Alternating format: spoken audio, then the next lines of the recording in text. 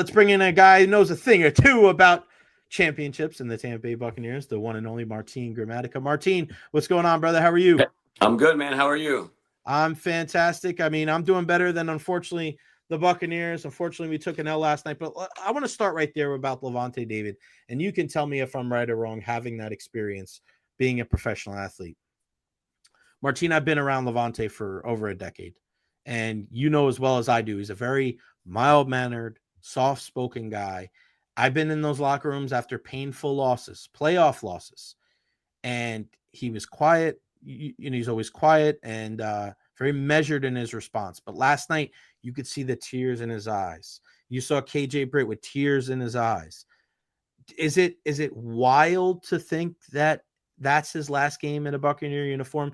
Do you think he's done? And I'm not saying that he can't play Right. anymore, because I thought he was the best player on defense last night for the Bucs. Not saying that, not asking you that. But am I wrong in thinking, judged by the way that they were handling that situation, that it could have been his last game last night? I mean, when you go year to year and you sign a 1 year contract, kind of like Ronde did for I don't know how many years, maybe Mhm. 5 to 10 years, he was coming Yeah. signing that 1 year contract. Every last game of that season, you saw, is this it? Is this the last year? It could be, but now, with a little time off, the thing is, right when it's fresh and you just lose a game like we lost yesterday, that, in my opinion, I think we all probably agree that we should have won and we could have won. That hurts even more. So at the time, maybe in his mind, he's like, I'm done with this. I'm done. I can't keep losing these type of games. It hurts too much. And then once you sit back, evaluate the year, kind of recharge the batteries, then he could say, okay, I still have energy to do it again. So I wouldn't put anything on it right now, because when you're hot and you're upset, you might make a decision that you're not ready to make. So it's hard to answer that one. Time will tell. I think once he starts to cool off and realize, if he wants to play or not, then that's kind of when we'll know for sure. What do you think, Martin, watching that game last night, was the biggest reason why the Buccaneers weren't able to come out on top? Well, we couldn't put pressure on the quarterback. Mhm. He's a phenomenal player. Sometimes you got to say, okay, there's nothing we could do to stop him. He just had one of those days where he did stuff with his legs when he needed to. Found receivers that weren't really open that much and found that gap to penetrate that ball. So they just, and then obviously a couple mistakes, and we didn't create any turnovers. If we would have created some turnovers, then the game would have been different. We just couldn't create any turnovers last night. Yeah, and just look at that game, and I know Todd Bowles is catching a lot of heat today. How would you assess the job that Todd has done with this team? And people look at the slow starts, and they look at the inability to cover guys like Terry McLaurin, get off the field on third down. I don't think Todd should be fired, but I just put out a poll, and Martin, I had over 500 people answer, and it's about 55% saying yes, he should be fired, 45% saying no. I say no. Um, but I think there's a lot to Todd Bowles that fans don't know about, like the ability to some of these veterans to just go out there and do their job, and the trust that he has in some of these guys. Like, how would you assess the job done by Todd Bowles, and do you think he returns next year? Well, I hope he returns, because if you keep changing coaches year after year, then you bring back a new system, and you have to basically start over. Even though you have a lot of talent, you do start over. It's rare that you go from one coach where you make the playoffs and get even better right away. There's going to be that little setback while players understand the new system. Is there trust? The one thing I can tell you is what he did for Mike Evans last week won the locker room for him. In my opinion, when you have a coach basically put it on the line and say, we're going to give you that 5 yards so you can have that 11 1,000 yard season in a row. That to me tells you that he loves his players and his players love him back. I mean, that reaction. And I thought just with that play, it was going to slingshot us into the playoffs with some momentum. And we started off decent. I mean, it wasn't like it was horrible, but I just just kind of like I said, the slow starts kind of hurt us. But when you have a team that was coming in hot, that won, was it like 4 to 5 last second games? Mhm. The closer the game got and the closer to the end of the game it got, and it was tight.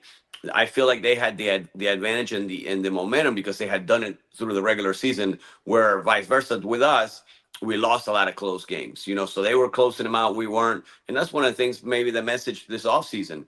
Let's figure out how to close out the big games. You win a few of those big games, and now you put yourself in a better position in the playoffs. So that to me is going to be, I think, the biggest message this offseason, closing out the big games.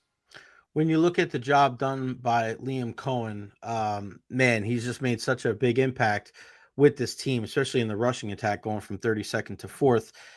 Do you think that Liam Coen moves on? And also, can you tell us about the difficulty that you've seen in your career of guys going from offensive coordinator to head coach? Because a lot of people that are saying get rid of Todd, oh, just move Liam over. It's not so easy, is it?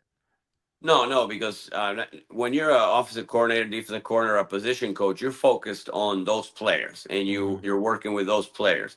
One of the things that I think that Gruden did that was super smart when he came in, when Dungy left, is he left the defense alone. And Monty Kiffin was the defensive coordinator. He didn't even mess with it. So basically, Gruden came in to be the head coach, but he was the offensive coordinator more or less. So when you go from a coordinator job or a position job to a head coach, now you're managing the whole team. Every question, the press conferences, there's so much more to it that these guys have to be ready. I mean, there's cases where, like you said, like Raheem Morris, he was put in at a younger age. Now he's much more mature. He's gone through the NFL a lot more. So I think eventually he'll get his, hopefully not for the Bucs, but he'll be better with Atlanta, but I don't know if he was ready. But a lot of times, because you do a good job as a position coach or as a coordinator, I think, automatically you can become a great head coach. That doesn't necessarily mean it's going to happen. And you have to, in my opinion, the number one thing you have to do is make sure your players trust you and believe in you. And when you're young and coming from a coordinator, I think sometimes it takes a little bit of a while to build that. That's a great point. And I think when people talk about, whether it's the Bowles or the Coen thing, they forget about that, right? And that's something that I think people look at Todd Bowles, and even maybe to a fault, that he sticks with guys too long. Last year, he stuck with Ryan Neal for a long time and JTS a long time before he ended up moving to Yaya Diaby. But there is a positive to that, isn't there? Where if a free agent is looking at the Buccaneers, they're not going to bat an eye because they know, hey, they're going to bring a guy like Shaq Barrett back and welcome him in with open arms. And Shaq, who went through an awful tragedy, is going to know, like, hey, I'm going to go back to Tampa because it feels like home. And a free agent's going to look at their attitude towards Mike Evans in the Buccaneers front office and organization. I want to go play at a place like that. So these decisions, right? Like, they go a long way, not just this year with these guys, but also probably some of the guys that aren't here that will be here next year and years beyond. No, 100%. I know you have to compete. Every position you have to compete. And as a player, you're competing for every spot. But you also don't want to be looking over your shoulder every play, because players make mistakes. Everybody makes mistakes. And you don't want to think, I made a mistake, I'm going to be benched. Or I'm going to make a mistake, now I'm going to miss a couple plays. You want to be able to and trust and have the confidence of your coaches. Okay. And the thing is, and I guarantee you most coaches say this, we're going to make mistakes, but as long as you're making them 100 miles an hour and going hard, we can overcome that. Now, a mistake because you're being lazy or you're not working hard enough, that's a little different. Then, yes, you may sometimes have to move on from players like that, or even put them on the bench to kind of help them realize, like, look, you better step up your game or you're not playing here. But as far as mistakes and being benched for mistakes, sometimes I feel like players get motivated by not being benched, because now it's like, okay, this coach trusts me. I got to give more. I got to make sure I don't make that mistake. So I agree that sticking with some players at times is beneficial. Like, yeah, it took him a while to get in, and obviously we did hang on to Joe Tryon, but Joe Tryon made some plays now coming in when we needed him. So I think it motivated both of those guys. And I know as a player, you never want to always look over your shoulder, say, oh, if I make one more mistake, I'm on the bench, because now you're thinking negative. You want these guys to be able to think positive, say, look, I'm just going to go ball out. If I make a mistake, if I'm going hard, they'll understand that, and I'll still have my job. You and I have talked about this a lot over the years, about as much as it is about physical, it's the mental, right? And it's just so much that goes into it about how your coach has to believe in you. And I think at times, and people say this about Todd Bowles, even though he shot it down last week, the adjustments that he makes at halftime. And people think like, oh, he changes the scheme and does this. And then Todd last week goes, yeah, I don't really do anything for them at halftime. But I think there's something to that, Martine, where Todd may not change the schematics. He may not change from like man to zone, or he may not change players, but instilling confidence in your players at halftime, I mean, that's something too. And I feel like for all the shade that he usually gets during, the beginning of games, like you got to give him credit for how the team is able to bounce back and be resilient. I mean, you think about it, give up 10 points in the first half, 13 points in the second half. If you do that, you should be able to win the game. But unfortunately, it didn't work out for the Bucs last night. No, that's the thing. When at times when we're kicking field goals instead of scoring the touchdown, I think that's what kind of hurt us a little bit. And the problem is Chase is so good that you're guaranteed 3 points. You saw Washington go for it a couple times because they don't trust their kicker. They were on their 5th or 6th kicker of the year, so that also plays in the decision. Okay, we have a guy that's automatic. Let's go ahead and kick it. And then but. The adjustments, how many times have we gone into halftime? We're saying, oh man, this game's over. And then all of a sudden we come out with totally almost different game plan, the energy. I thought scoring right before half would give us so much more momentum going into halftime and coming out of halftime. And they kind of squashed that by having a long drive and scoring that first drive in the third quarter. So, but the adjustments have been, in my opinion, successful. And at times, the team has played a lot better in the second half. They've adjusted. So, and coaches are going to downplay that. Oh, we don't do much. We don't do that. Trust me, every position coach is talking to their players. Every coach is making adjustments. Everything. There's a reason why you go into halftime. That's the reason why you get your groups together, so you can kind of go over things to make sure that you correct the mistakes that you're making, but also attack the opponent where you feel there's a weakness. We had a question here from Sergio Biltres. What does Martin feel the main need will be in the offseason for the Bucs? That's a really good question. I think, offensively, I think we're pretty good. I mean, I think there's a lot of weapons. Obviously, when you have Baker coming back and knowing that you come back, last year we had so many questions. Oh, is Mike coming back? There's so many guys that needed to be signed. Obviously, I'd love for us to be able to keep Chris Godwin because he's a phenomenal player, but a great leader in the locker room. I think maybe an edge rusher would be beneficial to help out, because if we can get to the quarterback, maybe add another corner or another safety, because we've had injuries in that department, so we need more depth. I feel like depth in those positions would help. Great. Adolvia, I'd ask Martin about the sudden punter issues in the season, and if the big hits Rashad White was taken on the kick return help momentum for the other team. Can big hits on special teams create momentum? We'll start with the big hits. I don't know if do you think big hits on special teams can create momentum for the offense or defense? Oh, I absolutely do. And now the special teams are not like what they used to be, because now the kickoff is different. Punters have such great hang times that you don't see a lot of punter returns like you used to. It used to be so much different, the special teams, where not only do you change momentum with a big hit, you change your momentum with a score. I think Rashad took the ball out a lot yesterday just because he's not getting any much play time as a running back. So he's like, let me try to make something happen on the kickoff. There's times that maybe he should have taken a knee and let us get the ball on the 25 and or 35, wherever. They change it so much, I don't even remember now where. Big hits do change momentum sometimes. When a defensive player, I remember John Lynch knocking people's heads off, or Brooks, Sapp. When those guys take somebody and hit them hard, it motivates everybody. So I do think that a big hit does switch momentum for sure. And what did you make of the punter? I mean, man, it was so crazy, because I'm like, Jake Camarda's the guy. I talked to him in the preseason. This is a guy that was like focused on family and faith. Like his head was in such a great spot. And then Martin, it's just like he fell off a cliff, man. It was crazy. And then the Bucs end up going through, two other. They settled on Browning to end the season. But wow, it's just so crazy how things just went so poorly for Jake Camarda so quickly. I know it's sad, because the first couple of years he did a phenomenal job. He's got a huge leg, pinned people down, kicked off. I think maybe what hurt him, in my opinion, is the kickoff changing. You don't really need a strong kickoff guy now, because you don't need hang time, you don't need depth. You can kick a line drive as soon as they touch the balls when they move. So it doesn't matter if the ball hangs in the air 4 seconds or 2 seconds. The guy's not moving until he receives that ball. So I think maybe that threw off his rhythm. Because he was used to kicking off super hard and then punting. Something must have happened where mechanics, maybe an injury, and then it could have become mental afterwards, because a lot of people think, oh, he's a head case. It became mental.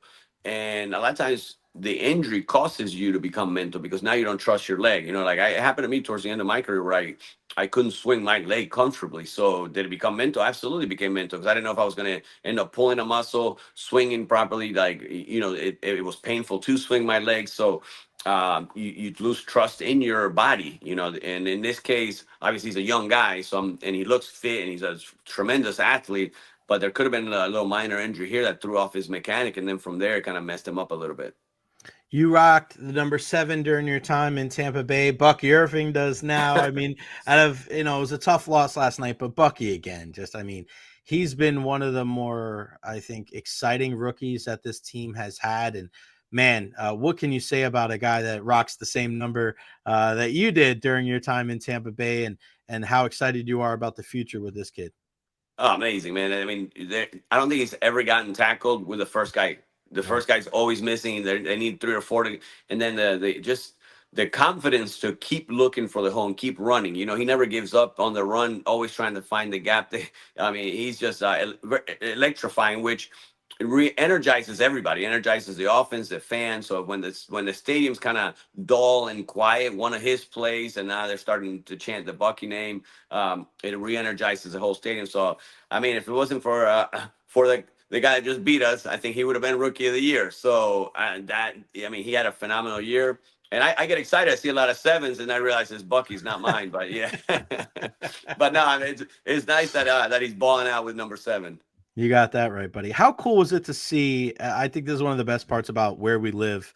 How cool is it to see so many former Bucs in the stands at the games like we saw last night, where it was Sapp and Brooks and Barber and Allstott and Dexter Jackson? Like, isn't it like, I think we take that for granted. Maybe not you and I, but I think some people take it for granted sometimes, where like if you play in a certain city, maybe the former players don't live there. Like, all of our guys for the most part live here in the Tampa area, and they just like show up to the game. Like, it's just, they're in town anyway. So, I mean, but just to be able to see those guys on a regular basis, like how cool is that being part of that group? Oh, that's awesome. Especially, we may not see each other for a while, and then all of a sudden we run into each other at the stadium and we catch up like it was yesterday. So just to see that type and I mean, we live in paradise, so why would you live anywhere else? I'm sure like the guys that play like Minnesota, Detroit, they don't stick around in those cities, so maybe they just fly in for the game. Or here, a lot of the guys are living in town, doing stuff in the community, being part of the community. So it's great. It's great because it's always nice running and seeing a lot of the former teammates and former players. Because there's more guys than just that Super Bowl team. There's a ton of guys in the area. There's a ton of NFL players, period, that have played played in the NFL in this area. No, Tampa's just a great place to live for sure. Martin, I have to ask you about one of your other teams, the Dallas Cowboys. Mike McCarthy. Today it was announced that he's not returning. They couldn't come to agreement on years and length. And what do you make of him not being there? Do you think he'll automatically go? Because I know there was people wondering if he was interested in the Bears job. Do you think he'll end up somewhere else this year? And who do you think Jerry is going to get? Because he is a fan of the big name. That's a good question. What I don't get is how everybody's like wanting McCarthy all of a sudden. The Bears now as the Saints. I'm thinking like the guy didn't do anything with Dallas and with some talent there. So I'm not saying that he's a horrible coach, but it's like a lot of times there's so much. Either the coaching pool is that small, kind of like the quarterback pool, where you have to overpay some of these guys that aren't worth the money, but you have to overpay them just because you say, if I don't have this guy, there's nobody else. It's just weird to think that people are really knocking on the door wanting to interview him right away. I just don't know. It's a tough question. And then as far as a big name, I don't know. Depending if they draft this kid out of Colorado, maybe there's a big name coaching in Dallas. Who knows? Yeah, man. I mean, prime time, and they're talking about maybe he can do the Raiders job, but man, I mean, that's how crazy would that be if he ends up going to Dallas? I mean, they'd have to trade up and get him. I know a lot of people think they're going to take the running back out of Oregon, but imagine if Dallas trades up to take Shador and then Dion's the head coach. I mean, you want to talk about the first story on Sports Center every night. I mean, it doesn't get any better, or it won't get any crazier than that. That's what Jerry likes. He wants to be. That's why he built the coolest stadium or the biggest stadium, and everything's about, obviously I do believe they do want to win, but there's times where you see these moves where like they're more of a a business move than a football Mhm. move, and at times you look at them, it doesn't make sense. I mean, we're not professionals, we're not like that in those roles, but you're like, man, that this player wanted to go into Dallas, and you didn't. I don't know. Just sometimes you feel like they're looking more at the bottom line of the money than the Right. trophies. What was it like and how you were treated as a member of the Dallas Cowboys? Because people say like when you're on certain teams, like it's different. They treat you different, first class everywhere. Was it that much different than the other places that you were at? Yeah, once I left Tampa, and I was in India, I was with the Patriots, I was with the Saints.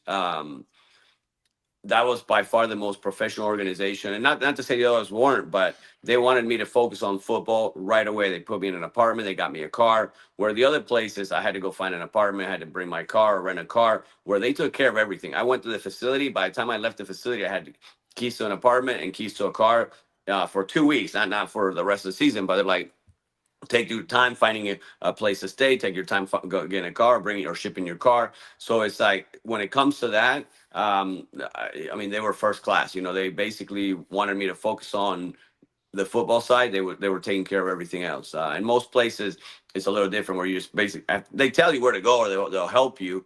But in this case, they're basically telling you, forget about everything but football, we take care of the rest for you. So yeah, no, it was a first class organization for sure.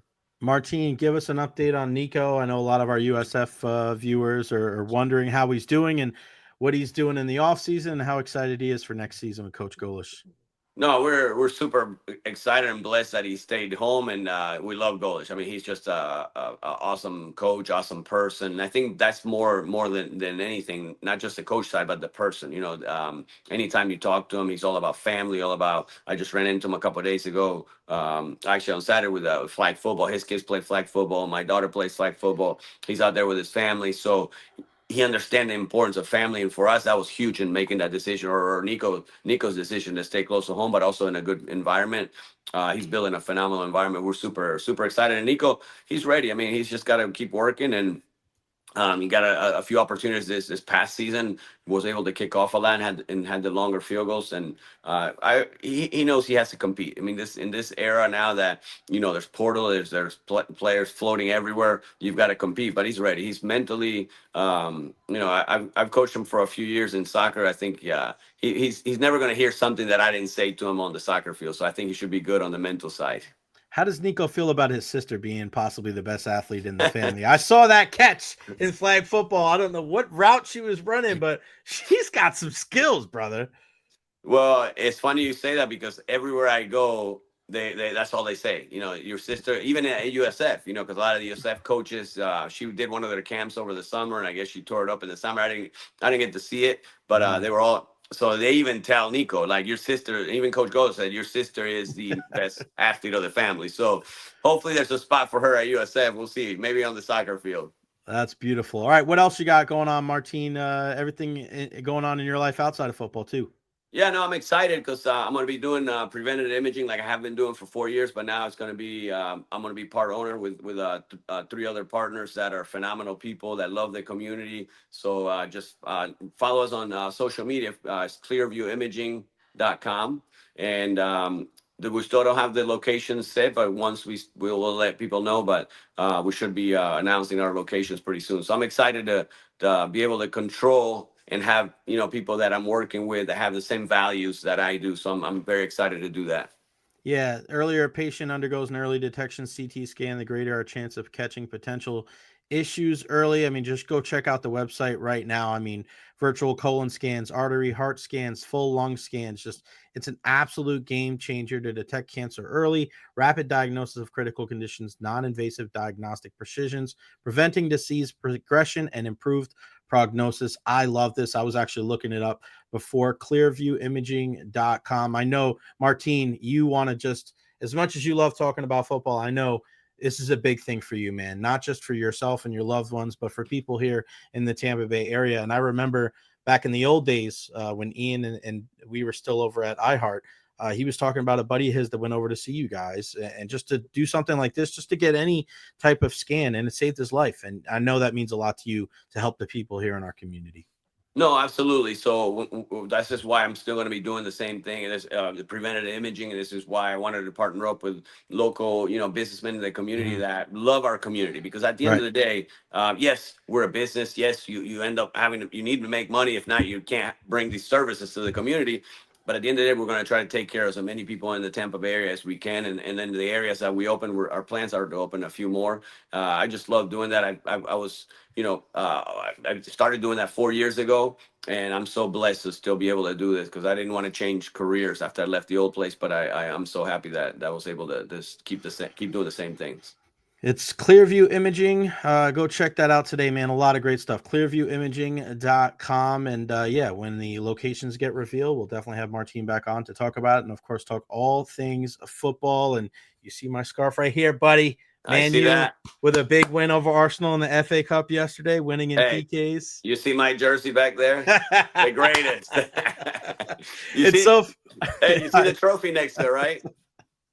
I know it's so painful to me as a Ronaldo fan, and I actually can. I have a 5-year-old or 6-year-old niece, Sydney, and she's into soccer now, and she was a huge Messi fan. And all holidays long, all I did was bribe her every day to try to get her to be a Ronaldo fan. I bought her a shirt. I brought her a book. I think I finally have gotten to break her down, Martine. But at the end of the day, I feel like the next time I go see her, she's going to just tell me how great Messi is again. Just bring her Raymond James when Messi plays, and then forget it. It's over. Once she sees him I play don't. Yeah, I'm live, gonna probably keep her as far away as humanly possible so we can keep her in the Ronaldo crew. Martine, I love you. I am so happy that you have this new endeavor, and give my love to the rest of the family. Thanks so much for your time, and have a great week. We'll talk to you again soon, buddy. all right, buddy. Thanks, man. Appreciate you having me. Have a good day. You got it, pal. The one.